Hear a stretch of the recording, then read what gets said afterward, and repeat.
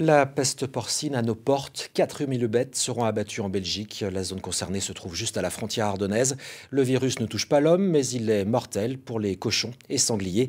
Un acte de prévention mal vécu par la filière. Valérie Le Rouge. Une corde pour symboliser son désespoir. Cet éleveur belge vient d'apprendre que ses 600 porcs en bonne santé seront euthanasiés le week-end prochain. Je pense que c'est beaucoup de tristesse parce que, bon là, on sait qu'on va tuer nos cochons, mais je pense que le jour qu'ils vont partir, ça sera pas du tout pareil. Et le lendemain, quand on se lèvera et qu'il n'y aura plus de cochons dans l'étable, je pense que ça va être là le pire.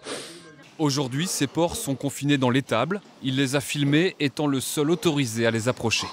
Au total, 4000 bêtes seront abattues parce qu'elles se trouvent dans le périmètre où 9 sangliers ont été retrouvés morts en 10 jours.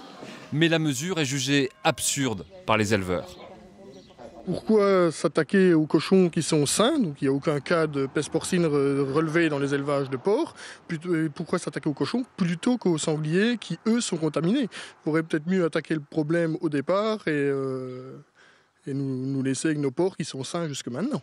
Dans un périmètre de 63 000 hectares, la randonnée est également interdite en dehors des sentiers balisés et la chasse suspendue pour éviter une dispersion des sangliers.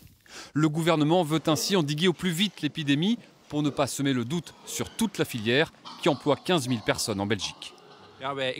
Nous exportons beaucoup. Les pays voisins prennent des mesures rapidement. Nous devons donc aussi être très vigilants pour s'assurer que la maladie ne se propage pas.